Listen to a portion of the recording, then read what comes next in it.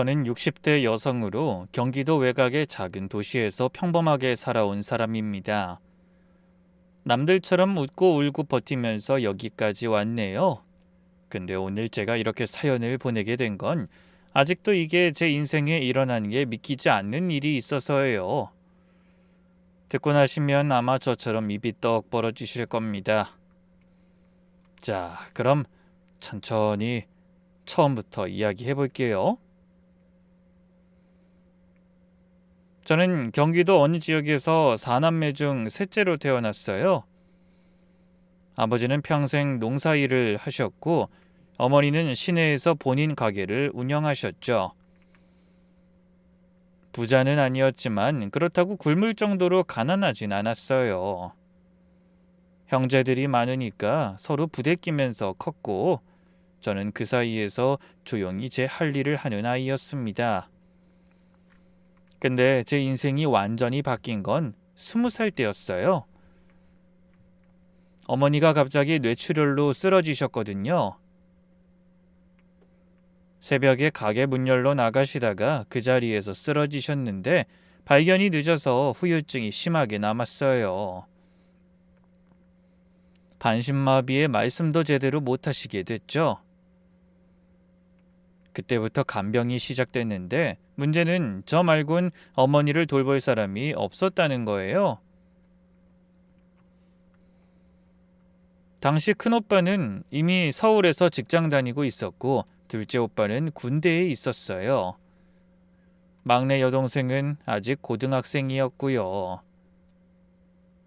다들 저마다 사정이 있다며 학교를 다니던 저한테 떠넘겼죠. 너는 아직 취직도 안 했으니까 네가 해라 이런 식이었어요. 처음엔 몇 달만 하면 되겠지 싶었는데 그 몇 달이 어느새 7년이 됐습니다. 20에 시작한 간병이 27까지 이어진 거예요. 그 사이에 오빠들은 결혼하고 애 낳고 제 살 길 찾아 떠났어요. 가끔 명절 때나 잠깐 얼굴 비추고 병원비 조금 보태주는 게 전부였죠. 막내 여동생도 그 사이 대학 가고 취직하고 시집 갔어요. 저만 그 자리에 남아 어머니 기저귀 갈고 욕창 생기지 않게 뒤집어드리고 콧줄로 영양식 넣어드리는 생활을 했죠. 그 사이 다른 변화가 생겼다면 그 7년 동안 사람 보는 눈이 생겼다는 거예요. 병원에서 온갖 부류의 사람들을 봤거든요. 효자인 척하면서 카메라 앞에서만 우는 사람들, 유산 때문에 아픈 부모, 병실에서 싸우는 형제들, 돈 될 것 같으니까 갑자기 나타나는 친척들. 사람이 진심인지 아닌지는 위기 상황에서 다 드러나더라고요. 전 그걸 7년 동안 지켜보면서 배웠습니다. 그리고 한편으로 저는 누군가의 힘든 상황에 유독 약해졌어요. 제가 그 시간을 겪어봤으니까요. 혼자서 버티는 게 얼마나 외롭고 무섭고 막막한지 저는 뼛속까지 알거든요. 그래서 누가 힘들다고 하면 그냥 못 지나쳐요. 이게 제 장점이기도 하고 나중에 보시면 아시겠지만 독이 되기도 하죠. 어머니가 돌아가시고 나서 저는 거의 30 가까이 돼서야 제 인생을 시작할 수 있었어요.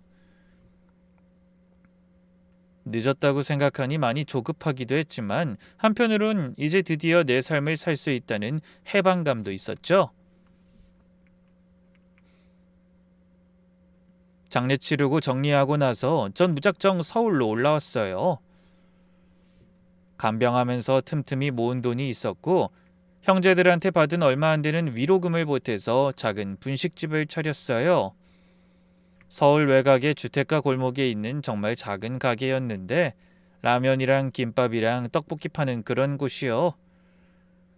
처음 1년은 정말 열심히 했어요. 새벽에 일어나서 육수 내리고 밤 늦게까지 가게 지키고 그렇게 매일 15시간씩 일했죠. 손님들이 조금씩 늘기 시작하면서 아, 이제 좀 살 수 있겠다 싶었어요. 근데 세상이 참 그렇게 호락호락하진 않더라고요.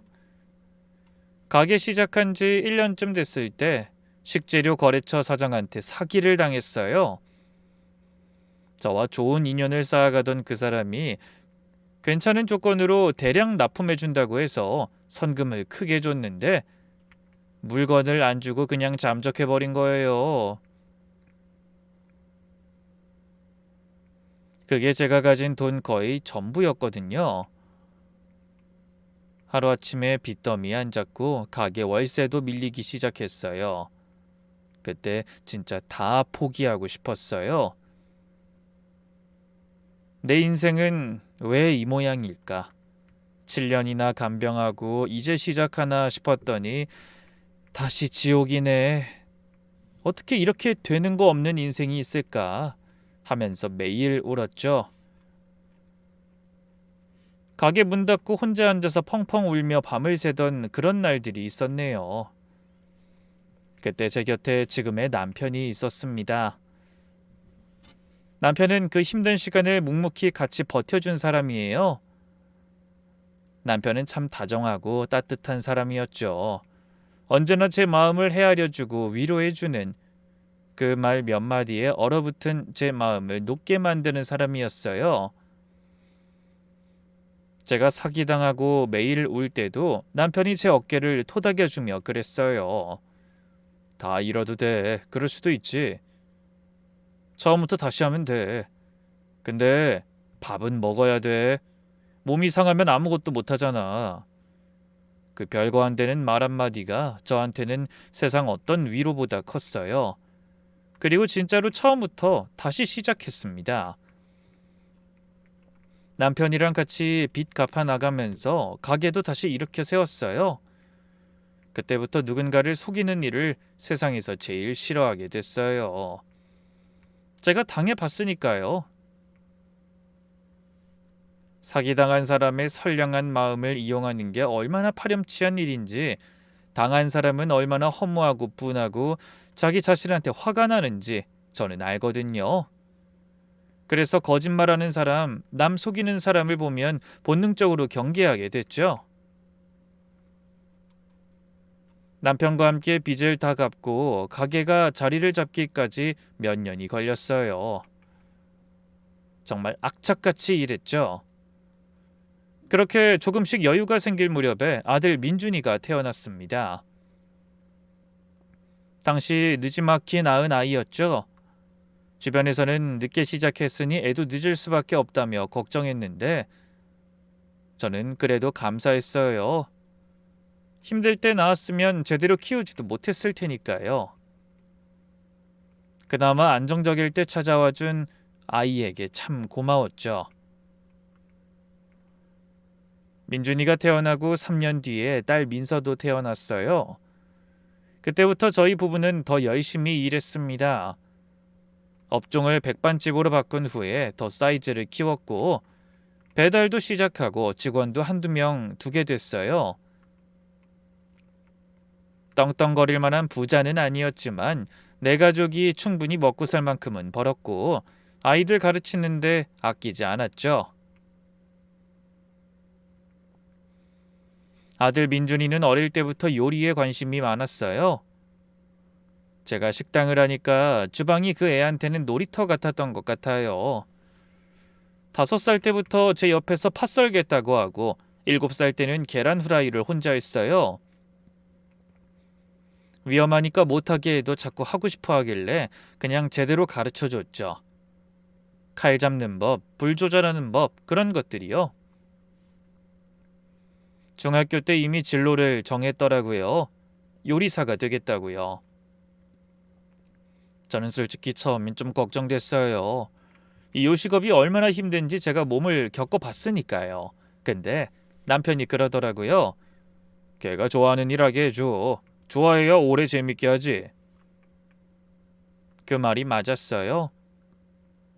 민준이는 조리고등학교에 가서 3년 내내 수석이었고 졸업하고 호텔 주방에 들어가 몇 년 동안 일을 했죠. 거기서 기본기 다지고 그 후엔 홀로 독립해서 지금은 친구와 동업해 양식당을 차렸어요. 민준이는 거기서 셰프로 일하고 있죠. 파스타랑 스테이크 위주로 하는 크지 않은 식당인데 한번 입소문이 크게 나서 그런지 단골도 많고 리뷰도 좋아요.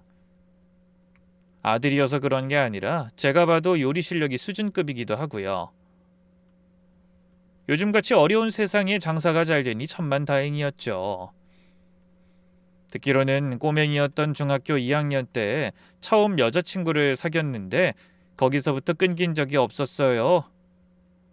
헤어지면 한 달 안에 또 새 여자친구가 생기고 그게 고등학교, 대학교, 직장 다니면서도 계속됐어요. 제가 너 여자친구 없는 때가 있긴 있었냐? 하면 웃으면서 없으면 허전해서 못 살아. 그랬죠. 뭐 나쁘게 말하면 여자를 참 좋아하는 거지만 좋게 말하면 사람을 굉장히 중요하게 생각하는 아이였어요. 밥 먹다가도 엄마, 난 사랑이 제일 중요한 것 같아 이런 말을 했어요. 제가 넌 좀 덜 중요하게 여겨도 돼. 세상에 중요한 게 얼마나 많은데 꿈도 돈도 명예도 다 중요하지 라고 대답하면 돈은 벌면 되는데 사랑은 그게 아니잖아. 그만큼 얻기 힘드니까 어렵고 중요한 거야. 이렇게 말하더군요.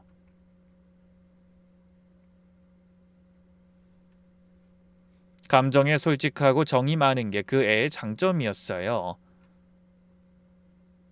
한 번은 이런 일도 있었어요. 민준이가 과거에 사귀었던 여자친구랑 한 번은 결혼 얘기까지 나왔었거든요.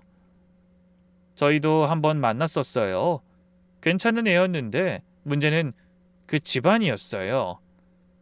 여자 쪽 부모님이 우리 민준이 직업을 탐탁치 않게 여겼거든요. 처음 상견례 자리에서 대놓고 그러시더라고요. 요리사요? 그럼 평생 주방에서 일하는 거예요? 저는 속으로 이게 무슨 소리야 싶었지만 참았어요. 근데 그 다음 말이 더 가관이었죠. 우리 딸은 그래도 꽤 알아주는 데서 일하는데 사위가 식당 일하면 좀 그렇지 않겠어요?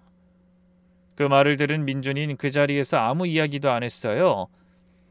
집에 와서도 한참을 말이 없더니 결국 그렇게 말하더라고요. 엄마, 나 그 집안이랑은 안 맞는 것 같아. 결국 그 연애는 거기서 끝났어요. 저는 아들이 상처받았을까봐 걱정했는데 민준이가 의외로 담담하게 말하더라고요. 엄마, 나는 내 직업 부끄러운 적 단 한 번도 없었어. 내일 무시하는 사람들이랑은 만나지 않는 게 좋겠어. 그 말 듣고 저는 오히려 아들이 대견했어요.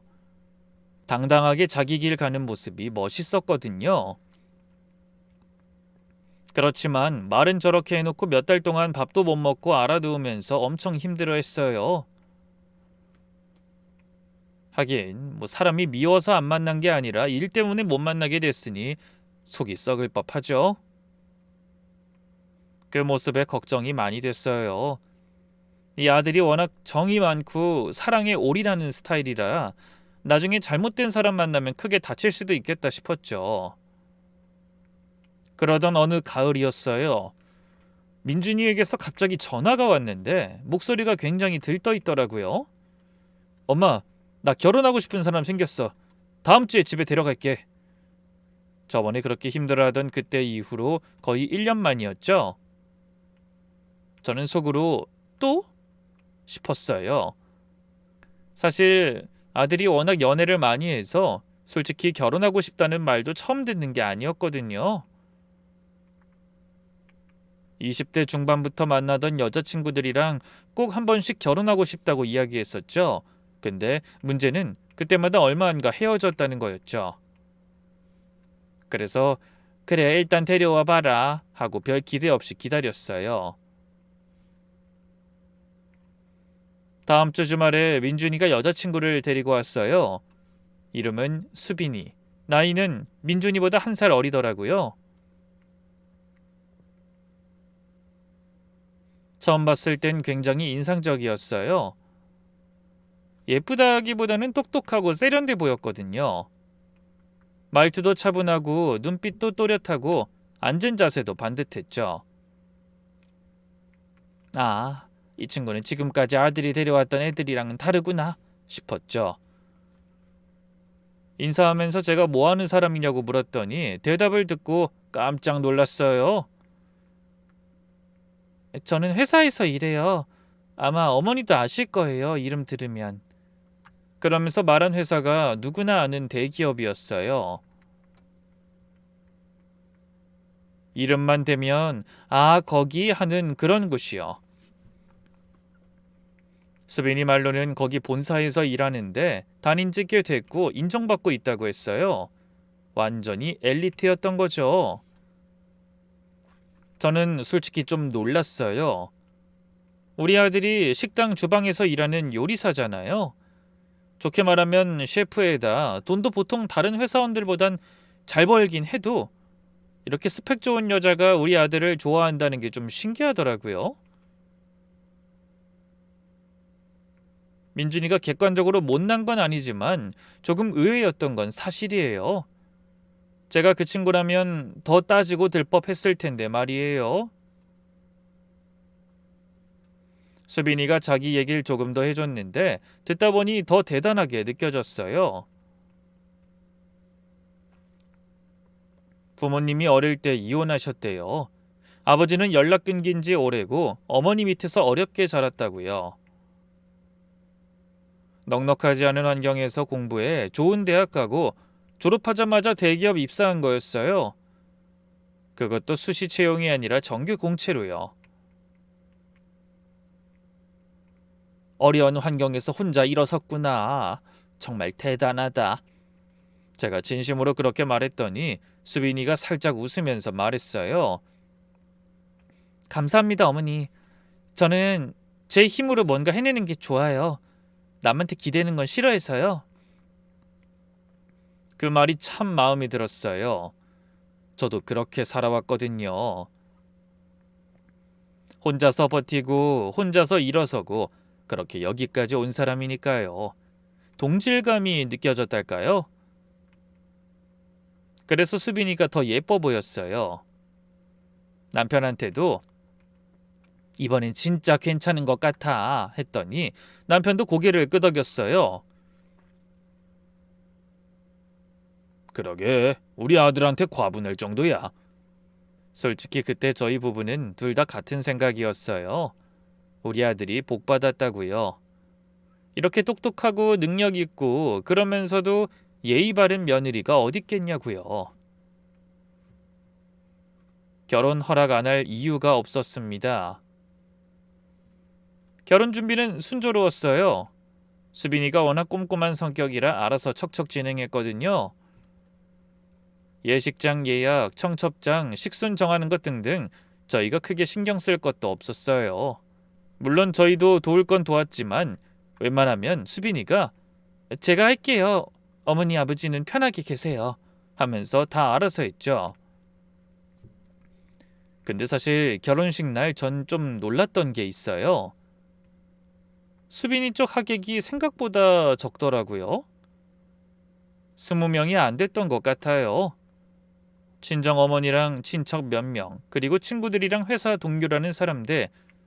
저는 속으로 대기업 다니면 회사 동료들이 더 많이 올 줄 알았는데 싶었는데 뭐 사람마다 다르니까 그러려니 했죠.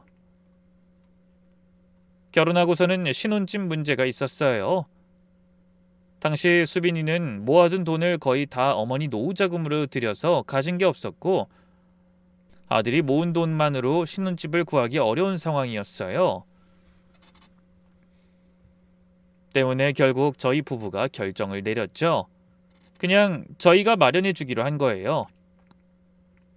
전세 비용 우리가 낼 테니 좋은 데서 시작해라. 민준이가 엄마 그건 너무 많은 거 아니야? 했는데 전 괜찮다고 했어요. 우리가 평생 가게 하면서 아껴 모은 돈이 있었거든요.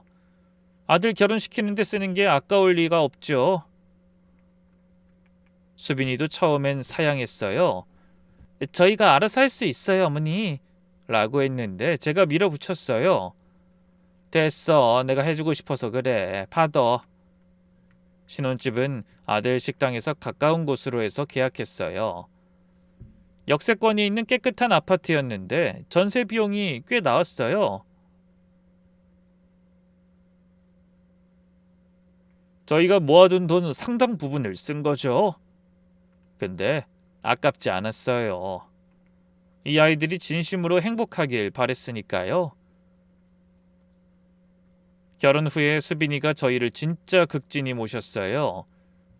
한 달에 한 번은 꼭 외식 대접을 했는데 그것도 저희가 가고 싶다는 대로 예약해서 데려갔어요.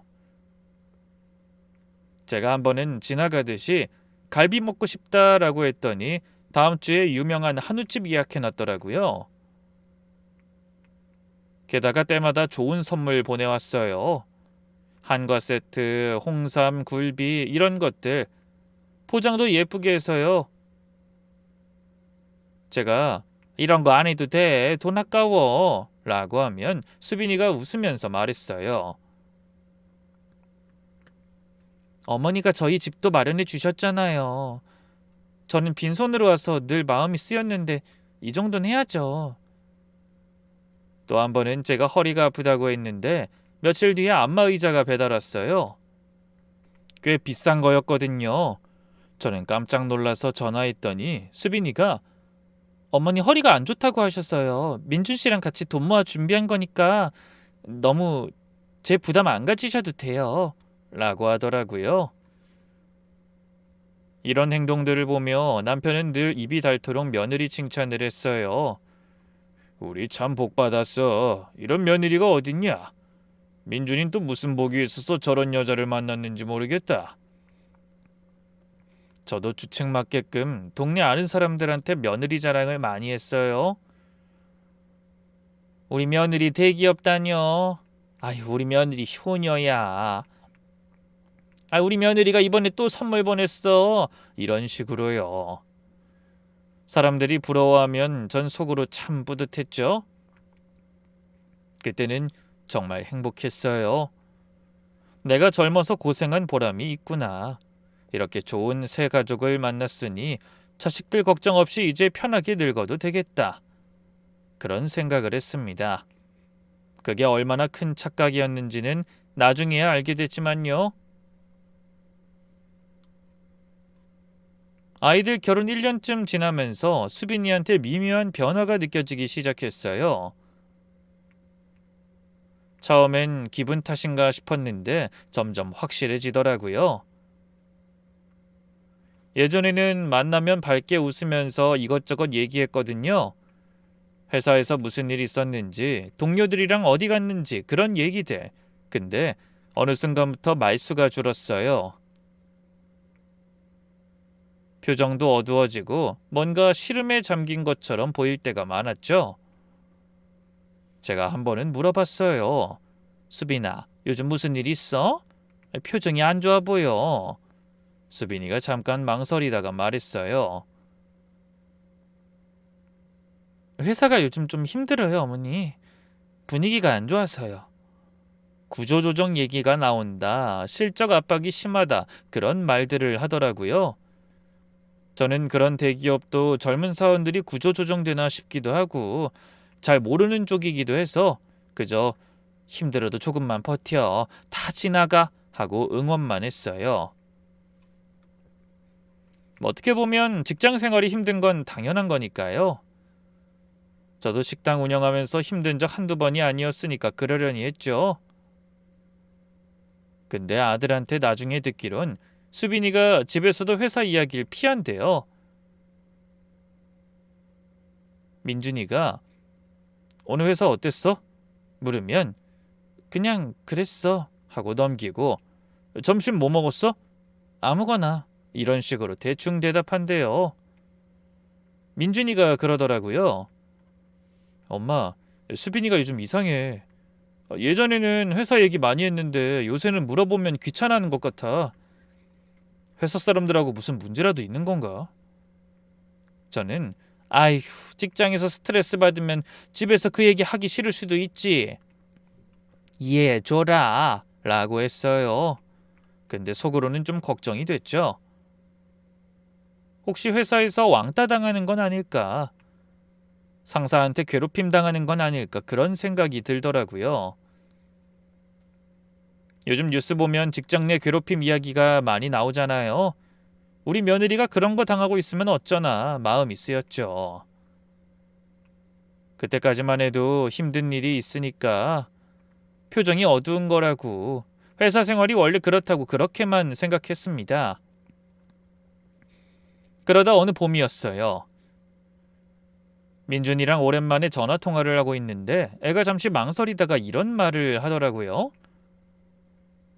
사실 수빈이가 요즘 회사 그만두고 싶어해. 그게 좀 걱정이야. 저는 깜짝 놀랐죠. 그 좋은 대기업을 왜 그만둬? 힘들면 버텨야지.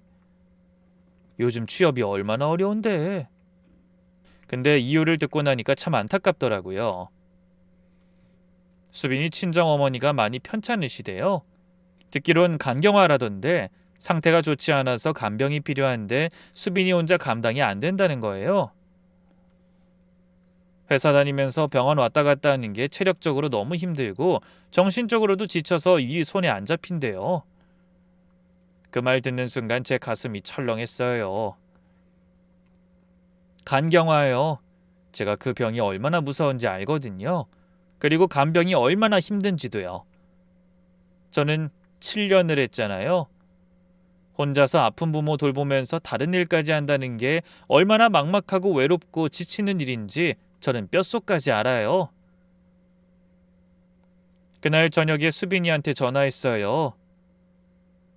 수빈아, 민준이한테 얘기 들었어. 많이 힘들지? 전화기 너머로 수빈이가 울먹이더라고요. 어머니, 죄송해요. 이런 얘기로 걱정 끼쳐드리면 안 되는데. 아니야, 괜찮아. 나도 우리 엄마 간병은 7년 동안이나 했어. 네 마음 내가 잘 안다. 제 대답에 수빈이가 한참을 울더라고요. 그 모습에 저도 같이 눈물이 났어요. 그때 바로 결심했습니다. 수빈아, 회사 그만두지 마. 그 좋은 직장 관두면 나중에 후회해. 네가 얼마나 힘들게 들어갔는데. 근데 어머니, 병원비도 많이 들고 제가 간병도 해야 하는데. 내가 병원비랑 간병비 도와줄게. 그러니까 회사는 계속 다녀. 여자는 자기 일을 해야 해. 그래서 얼마나 필요하니? 수빈이가 한참을 망설이다가 조심스럽게 말했어요. 어머니, 정말 감사한데 3천만 원 정도면 당분간은 버틸 수 있을 것 같아요. 3천만 원. 생각보다 적은 돈이 아니었어요. 사실 수빈이가 회사 다니면서 모은 돈으로 내고 부족한 돈을 메꿔주면 될 거라 생각했는데 예상했던 것보다 큰 지출이었죠. 민준이한테 슬쩍 물어보니 결혼할 때부터 수빈이가 생활비를 각출하고 통장 관리도 각자 하자고 했대요. 그래서 자기는 수빈이가 그동안 얼마를 모았는지 모르겠다고 하더군요. 3천만 원이면 사실 부담스럽긴 했어요. 저희가 가게 하면서 모은 돈인데 신혼집 전세자금 내주고 남은 것 중에 또 나가는 거니까요. 남편한테 얘기했더니 남편도 고민하긴 했어요. 그 돈이면 우리 노후자금인데 괜찮을까? 근데 전 이렇게 말했어요. 여보, 나도 그 상황 겪어봤잖아. 혼자서 간병하면서 돈 걱정까지 하면 진짜 미쳐. 우리가 도와줄 수 있을 때 도와주자. 남편도 결국 동의했어요. 저희는 수빈이한테 3천만 원을 줬습니다. 수빈이가 받으면서 눈물 흘리면서 말했어요. 어머니 정말 감사해요. 이 은혜 평생 안 잊을게요. 꼭 갚을게요. 꼭. 그래, 뭐 열심히 벌고 모아서 갚아. 우선은 이 돈으로 어머니 모시고 이제 가족이니까 우리가 도와줘야지. 그렇게 1년이 지났어요. 수빈이는 회사 계속 다니면서 친정어머니는 간병인을 쓰고 본인도 틈틈이 간병을 병행하고 있다고 했어요. 힘들지만 어머니 덕분에 버틸 수 있다고 가끔 연락 올 때마다 그렇게 말했죠. 저는 그 말을 믿었고 뿌듯하기도 했어요. 한 번은 수빈이가 저한테 이런 말을 한 적이 있어요. 저희 집에 저녁 먹으러 왔는데 설거지를 같이 하면서요.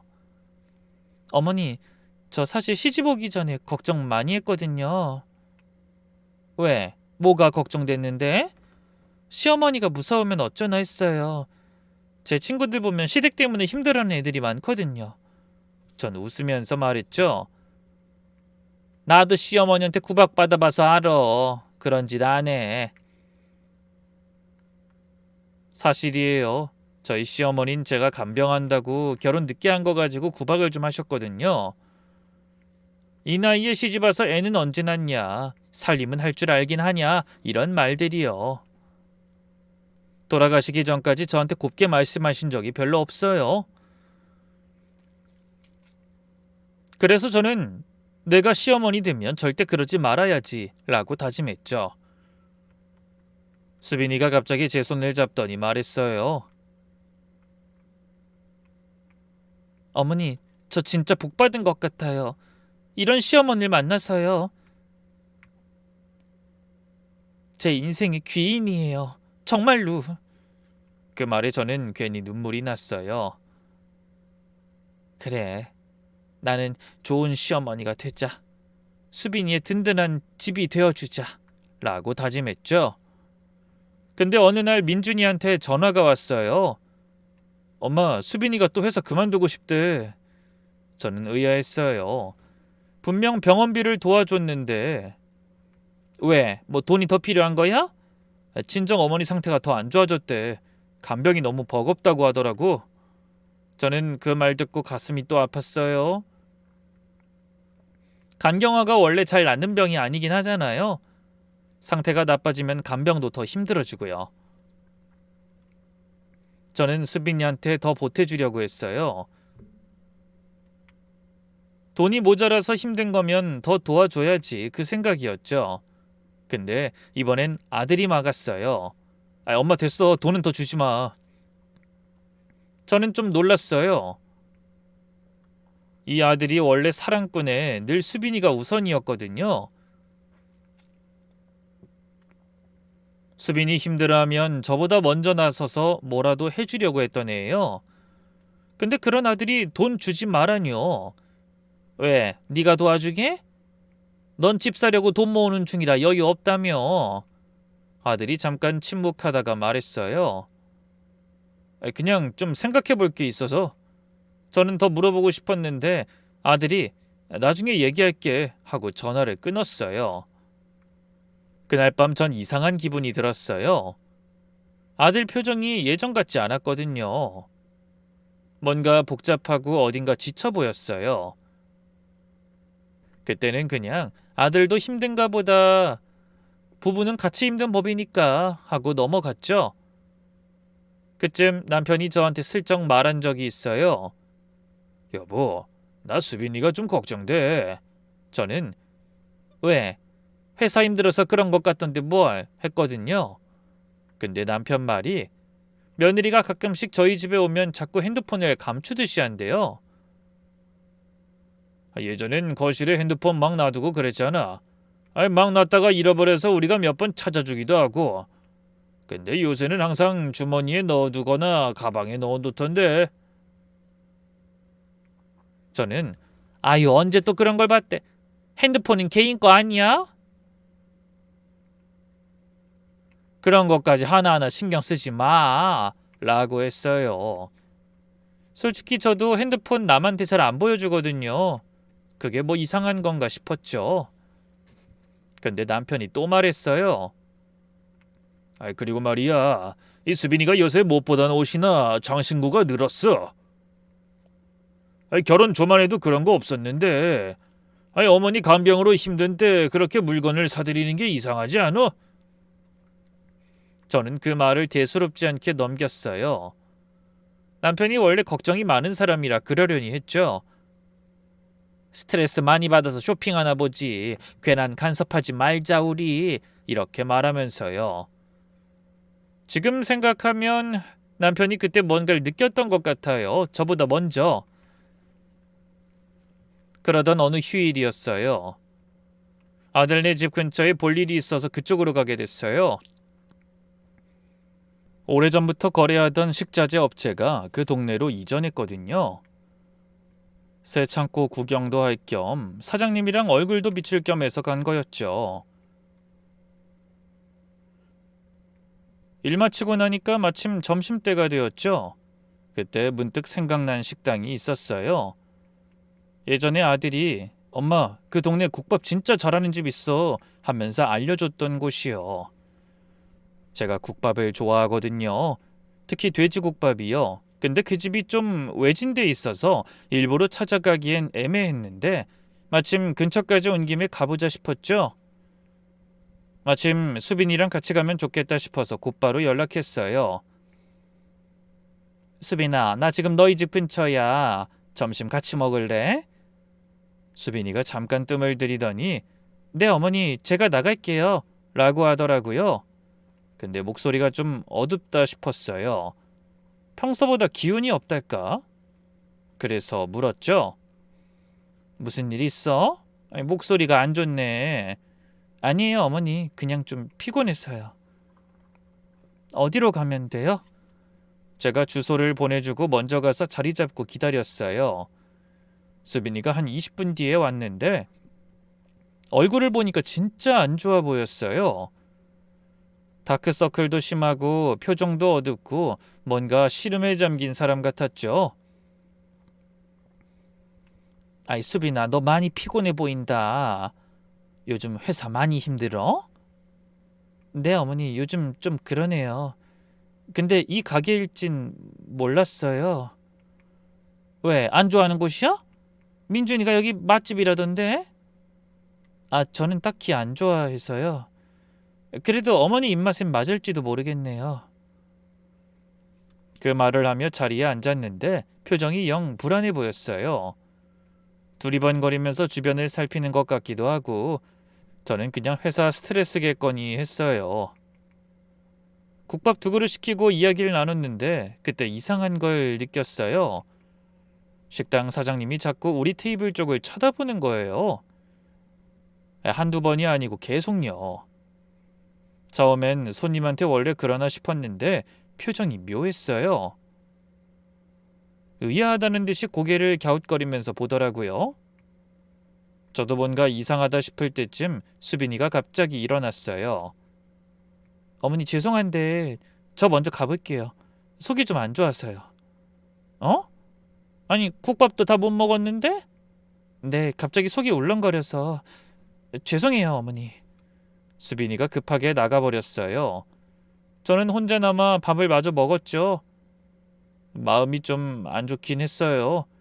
모처럼 같이 밥 먹자고 불렀는데 이렇게 되니까요. 그래도 몸이 안 좋으면 어쩔 수 없지 하면서 이해했죠. 밥 다 먹고 계산하러 갔는데 카운트에 있던 사장님이 저한테 말을 걸었어요. 아이 손님, 아까 같이 오신 분 누구세요? 저는 아무 생각 없이 대답했죠. 아, 저희 며느리인데요. 순간 사장님 표정이 확 변하더라고요. 눈이 커지면서 뭔가 당황한 것 같았어요. 그러더니 혼잣말처럼 중얼거렸죠. 아, 이상하다. 절대 며느리일 리가 없는데. 저는 심장이 덜컥 내려앉았어요. 지금 무슨 말씀이세요?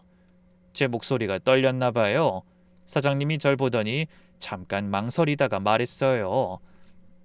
아이 손님 아니에요. 혼잣말이에요. 제 며느리 맞는데 왜 아니라고 하세요? 아이 제가 괜한 말을 하는 것 같긴 한데 아까 그분 얼굴 제가 알거든요. 저는 이상한 조바심이나 사장님한테 급하게 다시 물었어요. 어디서 하시는 분인데요? 사장님이 좀 난처한 표정을 지으면서 말했어요. 아이 제가 괜히 말해서 문제되는 거 아닌가 모르겠는데. 이미 다 말하셨잖아요. 끝까지 말해주세요. 무슨 이야기 하시는지 도통 모르겠네요. 아까 그 여자분 저희 옆에 반찬 가게에서 일하던 사람이에요. 네? 반찬 가게요? 네, 한 몇 주 전에 알바로 왔었거든요. 근데 얼마 안 다녔어요. 저는 귀를 의심했어요. 대기업 다니는 며느리가 반찬 가게 알바를요? 그게 말이 돼요? 잠깐만요. 그게 정말이에요? 제 며느리가 여기서 알바를 했다고요? 네, 저도 확실히 기억해요. 아이 얼굴이 예쁘장하니까. 그리고 제가 그 반찬가게 단골이었거든요. 옆에 반찬가게 사장님이 새로 알바 뽑았다고 했었는데 그때 그 사람이에요. 듣기론 그냥 취업 전에 잠깐 일하는 거라고 들었거든요. 결혼은 안 했다고 했었는데 저는 머릿속이 하얘졌어요. 대기업 본사에서 일한다는 애가 왜 반찬가게에서 알바를 해요? 투잡인가? 아니 회사를 다니면서 투잡을 한다고? 내가 돈까지 보태줬는데? 국밥집 사장님이 저한테 전화를 하나 건네줬어요. 반찬가게 사장님이랑 통화할 수 있게요. 저는 떨리는 손으로 전화기를 받았어요. 사장님이 다시 한번 확인해줬죠. 그 여자 확실해요. 손님, 몇 주 전에 분명히 여기서 일했어요. 근데 손님이 왜 그 사람을 찾으시는 거예요? 저는 대답하지 못했어요. 그냥 감사합니다 하고 전화를 끊었어요. 손이 떨려서 전화기를 제대로 잡을 수가 없었죠. 사장님, 그 옆에 반찬가게 지금도 있는 거죠? 아이, 네, 바로 저 옆이에요. 저는 집으로 돌아갈까 하다 결국 용기 내 바로 옆 가게로 갔어요. 이대로 집에 가면 속이 터져버릴 것 같았거든요. 문을 열고 들어가 보니 안엔 중년 여자분이 계셨어요. 제가 들어가서 물었죠.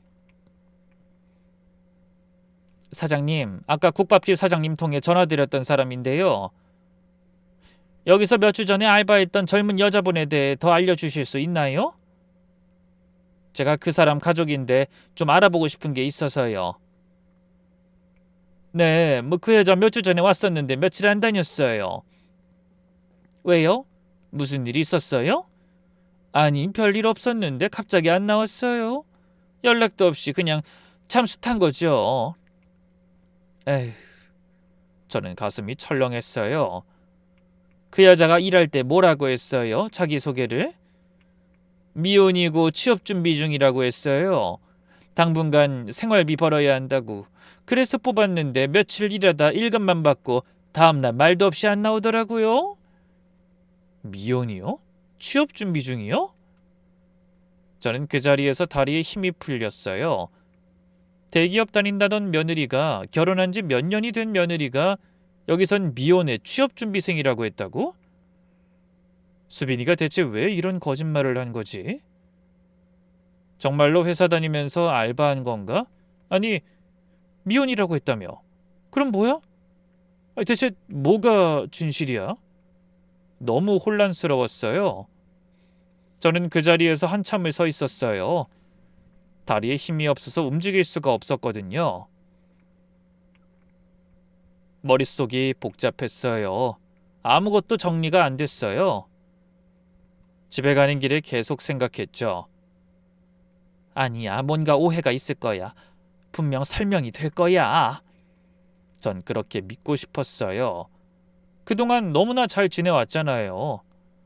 설마 전부 다 거짓말이겠어요? 한편으론 불안했어요. 남편이 전에 했던 말이 떠올랐거든요. 그때는 대수롭지 않게 넘겼는데 이제 보니까 다 뭔가 이상했던 거예요. 그날 밤 저는 잠을 못 잤습니다. 내일 당장 확인해 봐야겠다고 결심했어요. 다음 날부터 저는 조용히 수빈이에 대해 알아보기 시작했죠. 남편한테도 아들한테도 말 안 했어요. 아직 확실한 게 아니니까요. 괜히 말했다가 오해인 거면 어떡해요. 그래서 혼자 움직였어요. 먼저 수빈이가 다닌다는 회사에 전화하기로 했어요. 근데 대기업은 개인 직원을 그냥 연결 안 해준다고 하더라고요. 그래서 대표 번호로 전화해서 이수빈 씨 연결해 주세요 하면 어느 부서요 이러거든요. 그래서 아들한테 슬쩍 물어봤어요. 수빈이가 지금 어느 부서에서 일하는지. 민준이가 마케팅 기획팀이라고 했던 것 같은데 그러더라고요. 저는 그 정보 가지고 회사 대표 번호로 전화했어요. 마케팅 기획팀 이수빈 씨 연결 부탁드립니다. 전화 받은 직원이 잠깐 확인하더니 이렇게 말했어요. 이수빈 씨요? 마케팅 기획팀에는 그런 분 안 계시는데요? 저는 심장이 쿵 내려앉았어요. 혹시 다른 팀에 계실 수도 있나요? 다른 팀은 제가 확인해 드리기 어렵고요. 일단 이 팀에는 확실히 그런 분 안 계세요. 그럼 혹시 예전에 있다가 퇴사한 건 아닐까요? 그건 제가 알기 어려운데요. 인사팀에 문의하셔야 할 것 같아요. 어디서 전화하신 거죠? 전화를 끊고 한참을 멍하니 앉았어요. 마케팅 기획팀에 없다고? 그럼 다른 팀인가? 저는 더 확인해 보기로 했어요. 수빈이 친정어머니 간경화로 입원해 계신다던 사돈을 찾아가기로요. 근데 문제가 있었어요. 저는 수빈이 친정어머니를 딱 2번밖에 못 뵀거든요. 상견례랑 결혼식 때요. 그때도 잠깐 인사만 하고 말았어요. 연락처도 없었고요. 그래서 아들한테 물었어요. 민준아, 수빈이 친정어머니 연락처 알아? 갑자기 왜? 엄마가 왜 어머님 전화번호가 필요해? 아니 그냥 편찮으시다고 하셔서 문병 한번 가볼까 해서. 나도 가본 적 없어. 수빈이가 한사코 괜찮다고 거절해서. 그러니 나라도 가봐야지. 연락처 알려줘.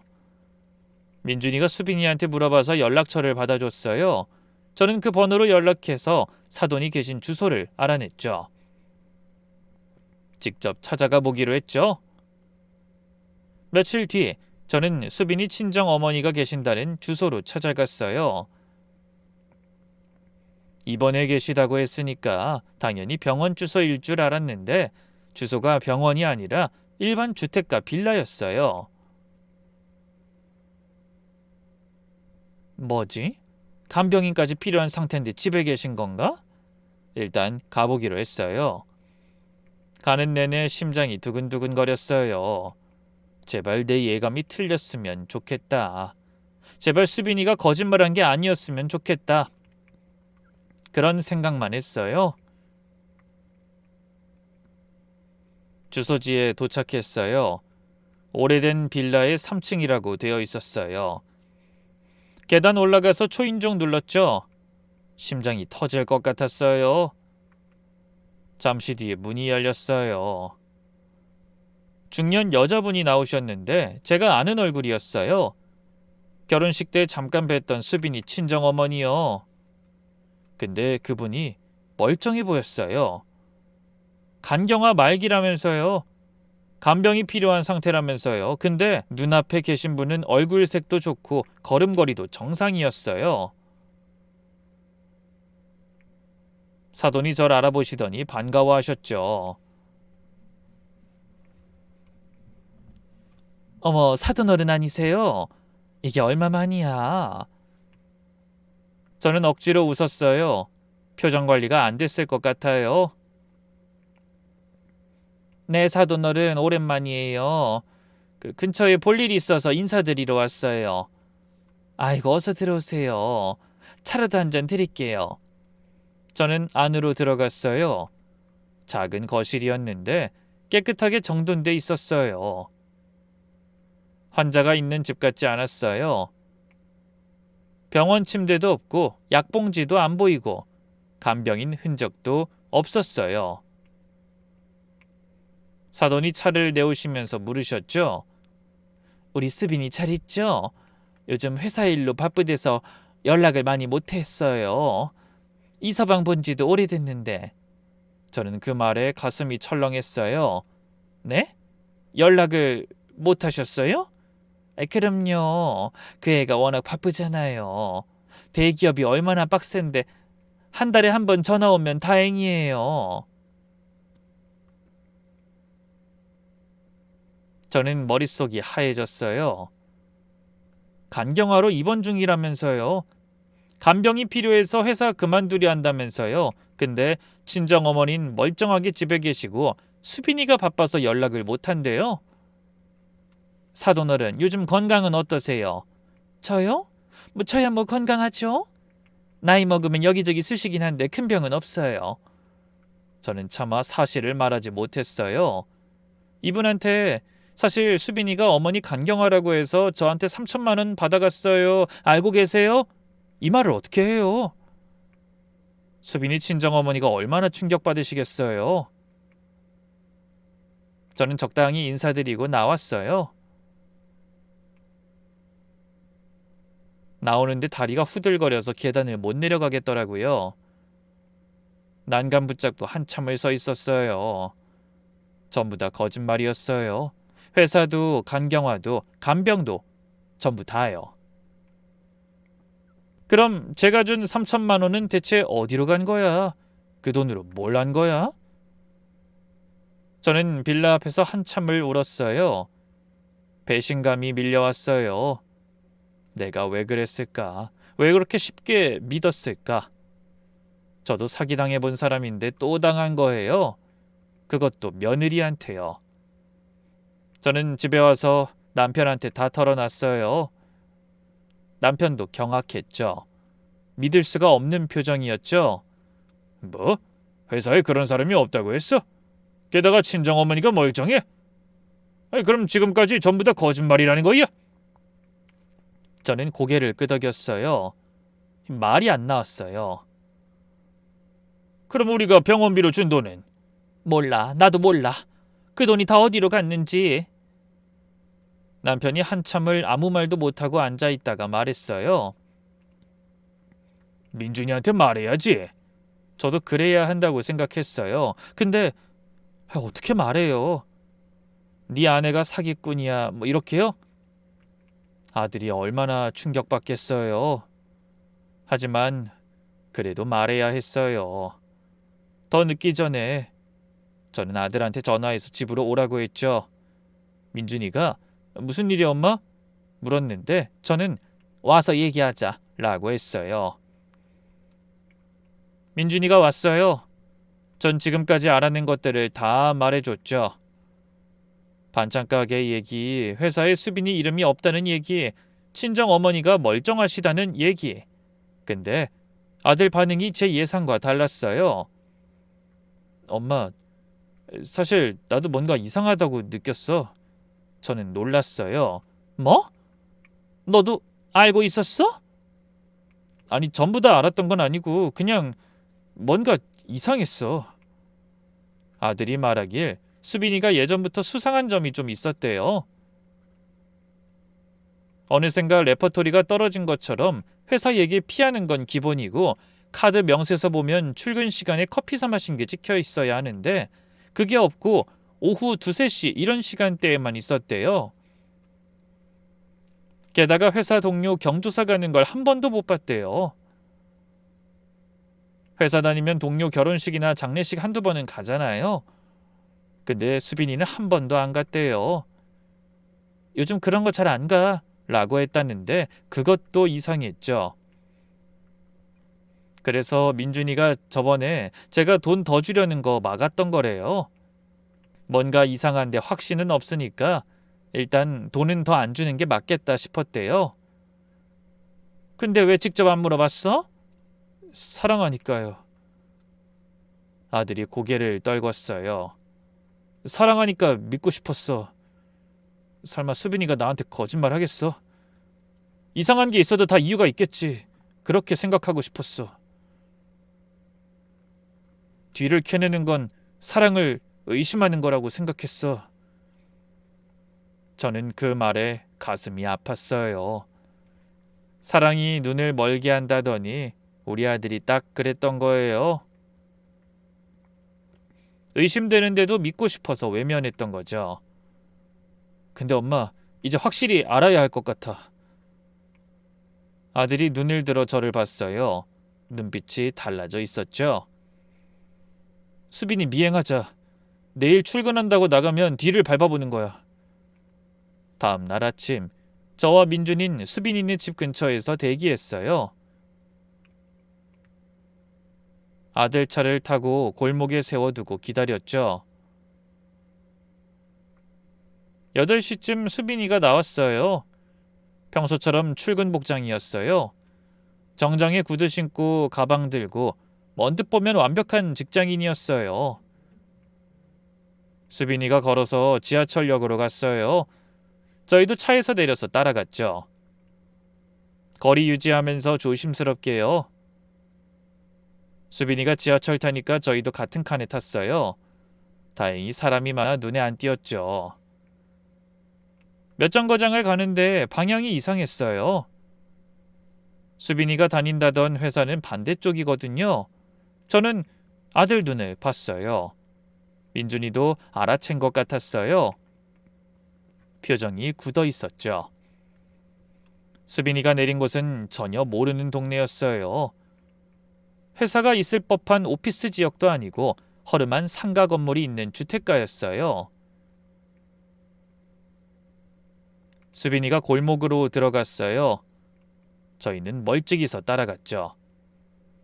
수빈이가 어느 건물 앞에서 멈추더니 안으로 들어갔어요. 저는 간판을 봤어요. PC방이었죠. PC방? 민준이가 중얼거렸어요. 저도 믿기지 않았어요. 출근한다면서 PC방이요? 저희는 30분을 기다렸어요. 수빈이가 나올까 싶어서요. 근데 안 나오더라고요. 저희는 결심을 하고 안으로 들어갔어요.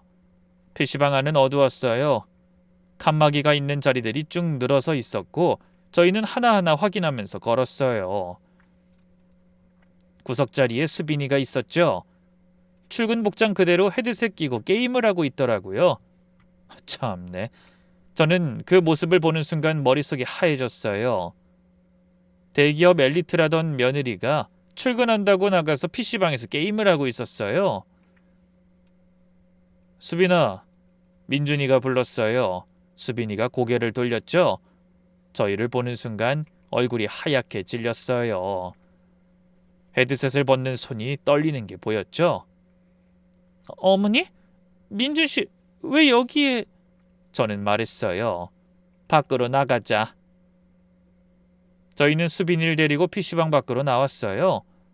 근처 작은 공원에 있었는데 거기 벤치에 앉았어요. 불행 중 다행인지 아침이라 사람이 없었죠. 저는 수빈이 앞에 서서 말했어요. 사실대로 다 말해. 수빈이가 고개를 숙인 채 아무 말도 안 했어요. 네가 회사 안 다니는 거 알아. 반찬 가게에서 아르바이트 한 것도 알아. 그러니까 처음부터 끝까지 다 말해. 침묵이 흘렀어요. 한참을요. 그러다가 수빈이가 입을 열었죠. 떨리는 목소리로. 대학 졸업하고 취직하려 했어요. 저는 들었어요. 수빈이가 천천히 말을 이어갔죠. 근데 잘 안 됐어요. 서류에서 떨어지고 면접과도 떨어지고 한 1년 정도 했나? 근데 계속 안 되니까 그냥 포기했어요. 취업에 실패한 거래요. 그건 이해할 수 있었어요. 요즘 취업 어렵잖아요. 근데 주변에서 취직 못하면 무시하잖아요. 저희 엄마도 친구들도 다 그래요. 너 아직도 백수야? 이 나이에 뭐하고 있어? 이런 말 계속 듣는 게 너무 싫었어요. 취직하는 건 귀찮고 짜증나는데 그 말은 더 싫더라고요. 수빈이가 고개를 더 숙였어요. 그래서 취직한 척 했어요. 대기업 붙었다고 거짓말했어요. 처음엔 그냥 작은 거짓말이었대요. 압박에서 벗어나려고. 근데 그 거짓말을 유지하려니까 더 큰 거짓말이 필요해졌대요. 회사 이야기, 월급 이야기 그런 것들을 만들어내야 했던 거죠. 인터넷에서 그 회사 다니는 사람들 후기 찾아보고 면접 후기 보고 그렇게 공부했어요. 그래야 티 안 나니까요. 민준이 만났을 때도 그 연기를 계속한 거래요. 처음엔 곧 취직하겠지. 그러면 그때 진짜로 다니면 되겠지. 그렇게 생각했대요. 근데 계속 안 되니까 거짓말이 눈덩이처럼 커진 거죠. 민준이 만나고 나서도 취직하려고 했어요. 진짜요. 근데 계속 안 됐어요. 면접까지 가면 떨어지고 서류에서 떨어지고. 그래서 결혼하고 나서도 말 못한 거래요. 대기업 다닌다고 했지만 사실 백수예요. 이제와 이걸 어떻게 말하겠나요? 출근한다고 나가서 카페 가 있거나 PC방 가 있거나 했어요. 하루 종일 시간 때우다가 퇴근 시간에 맞춰서 집에 들어갔어요. 저는 물었어요. 그럼 생활비는? 네가 번 돈처럼 쓰던 그 돈은 다 어디서 났어? 수빈이가 대답했어요. 대출 받았어요. 그리고 어머니가 주신 돈이요. 저는 심장이 멎는 줄 알았어요. 뭐? 한동안은 계속 대출 받아 썼어요. 그리고 신혼집 계약할 때 중개비나 이런저런 비용 남은 거, 그리고 병원비로 주신 3천만 원. 수빈이가 고개를 들었어요. 눈에 눈물이 고여 있었죠. 그 돈으로 살았어요. 생활비도 하고 민준 씨 선물도 사고 그랬어요. 대출은 얼마나 있어? 3천만 원쯤이요. 3천만 원. 제가 준 돈에 대출까지. 이 여자가 지금까지 거짓말하면서 쓴 돈이 얼마인지 상상도 안 갔어요. 친정어머니 간병은? 거짓말이에요. 엄마 멀쩡해요. 그럼 왜 그런 거짓말을 한 거야? 그것도 돈 때문에? 네. 생활비도 떨어지고 대출 이자도 내야 하고 간병 핑계로 회사 그만뒀다고 말하려 했는데 민준 씨랑 같이 막으셨잖아요. 근데 마침 어머니가 간병 얘기에 약하신 거 알았으니까 저는 그 순간 소름이 끼쳤어요. 이 여자가 제 약점을 이용한 거예요. 제가 7년 간병했던 거. 그래서 간병하는 사람한테 마음이 약한 거, 그걸 알고 이용한 거잖아요. 그래서 계획한 거야, 처음부터? 아니에요. 그건 아니에요. 진짜 막막해서 그런 거예요. 다른 방법이 없었어요. 저는 더 이상 들을 수가 없었어요. 분노와 배신감이 뒤섞여서 머릿속이 터질 것 같았어요. 수빈이가 울면서 말했죠. 죄송해요. 정말 죄송해요, 어머니. 민준 씨, 내가 잘못했어. 울먹이면서 사과하는 모습을 보니까 저도 복잡했어요. 화가 나면서도 얘가 얼마나 힘들었으면 이런 거짓말을 했을까 싶기도 하고. 하지만 아무리 그래도 그때 민준이가 입을 열었어요. 이혼하자. 수빈이가 울음을 멈추고 민준이를 봤어요. 뭐? 이혼하자고. 민준이 목소리가 얼음장 같았어요. 저는 처음 봤어요. 아들이 저런 표정 짓는 거. 사랑이 제일 중요하다던 애가, 늘 아내 편이던 애가 저렇게 차가운 눈으로 아내를 보고 있었어요. 그 순간 수빈이 태도가 돌변했어요. 완전히 눈이 뒤집어진 것 같더라고요. 뭐? 이혼? 지금 나한테 이혼하자고? 들었잖아, 이혼하자. 직업 하나 없다고 버려? 나라는 사람은 그대로인데 그게 그렇게 중요해? 당신은 내 조건 보고 결혼한 거였어? 저는 귀를 의심했어요. 방금까지 울면서 사과하던 사람 맞아요? 내가 뭘 잘못했는데? 취직 못한 게 죄야? 뭐 거짓말한 거? 그래, 그건 미안해. 미안하다고 여러 번 말하잖아. 근데 그렇다고 이혼까지 해? 수빈이가 목소리를 높였어요. 난 민주 씨 사랑해서 결혼한 거야. 당신이 무슨 일을 하든 사랑한다고 했었잖아. 그건 다 진심이었어. 근데 당신은 날 이해 못해줘? 직업 없는 거 빼면 나 잘못한 거 없잖아. 전 그 말에 피가 거꾸로 솟았어요. 잘못한 거 없다고? 넌 우리 가족한테 2년 넘게 거짓말했어. 돈도 뜯어갔고. 뜯어가긴요. 어머니가 주신 거잖아요. 제가 처음부터 달라고 했어요? 네가 거짓말로 우릴 속였으니까 준 거지. 그래서 어쩔 건데요? 수빈이가 절 똑바로 쳐다봤어요. 눈물은 이미 말라 있었어요. 고소할 거예요? 사기죄로? 해보세요. 제가 총 들고 협박해서 빼앗은 것도 아니고 어머니가 자발적으로 주신 건데 그게 사기가 돼요? 저는 할 말을 잃었어요. 이게 방금까지 울던 사람이야? 그리고 이혼? 좋아요, 이혼해요. 근데 위자료 받을 거예요. 내가 왜 일방적으로 쫓겨나야 하는데요? 민준이가 말했어요. 당신이 사기친 거잖아. 사기? 증거 있어? 나 회사 다닌다고 말한 거 녹음한 거 있어? 없잖아. 그냥 속았다 이름 누가 믿어줘? 저는 그 순간 깨달았어요. 이 여자 보통이 아니라는 걸. 2년 넘게 가족 전체를 속이면서 티 하나 안 낸 사람이에요. 지금도 저렇게 뻔뻔하게 나온 걸 보면 처음부터 이런 상황을 대비하고 있었던 것 같아요. 저는 주머니에서 핸드폰을 꺼냈어요. 다행히 오늘 전 만반의 준비를 한 상태였거든요. 녹음 없다고 했지? 수빈이가 제 손에 들린 핸드폰을 봤어요.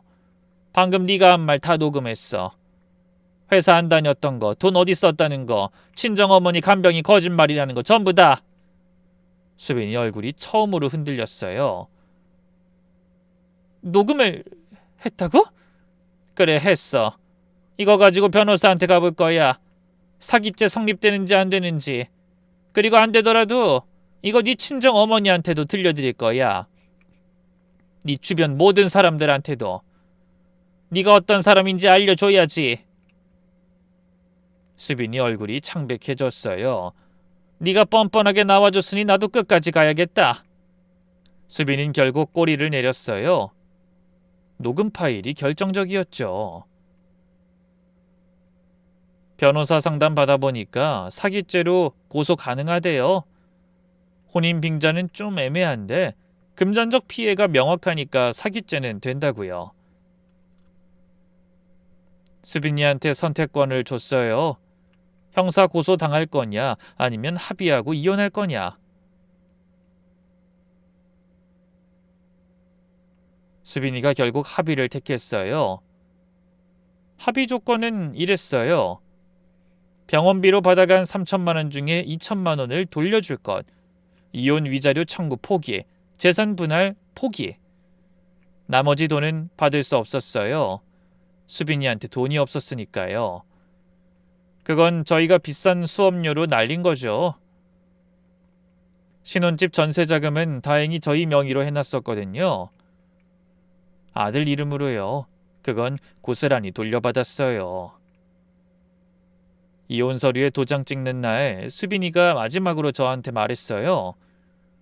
어머니, 저 진짜 민준 씨 사랑했어요. 그것만은 진심이었어요. 저는 대답했어요. 사랑했으면 거짓말을 하면 안 됐지. 수빈이가 고개를 떨궜어요. 더 이상 할 말이 없었나 봐요. 그렇게 우리는 비극적인 안녕을 하게 됐죠. 민준이는 요즘 식당 일에만 집중해요. 예전처럼 밝지는 않아요. 말수도 줄었고 연애 얘기도 안 해요. 사랑이 제일 중요하다던 아이가 사랑에 크게 데인 거죠. 제가 가끔 괜찮아? 라고 물으면 괜찮아 하는데 눈을 못 마주쳐요. 아직 상처가 아물지 않은 거예요. 저는 가끔 생각해요. 내가 왜 그랬을까? 왜 그렇게 쉽게 믿었을까? 간병을 하면서 사람 보는 눈이 생겼다고 자부했거든요. 근데 며느린 못 알아본 거예요. 아니, 보고도 외면했던 것 같아요. 믿고 싶은 것만 믿으려고 했던 거죠. 제가 젊어서 사기당했을 때 남편이 했던 말, 다 잃어도 돼. 처음부터 다시 하면 돼. 그 말 덕분에 다시 일어섰었죠. 이번에도 그래요. 돈은 잃었지만 더 큰 걸 잃기 전에 알게 돼서 다행이에요. 아이라도 있었으면 어쩔 뻔했어요. 저는 이 일로 뼈저리게 배웠어요. 가족이라도 확인할 건 확인해야 해요. 믿음과 확인은 다른 거예요. 믿는다고 확인을 안 하면 안 돼요. 사랑한다고 의심을 외면하면 안 돼요. 긴 이야기 들어주셔서 감사합니다.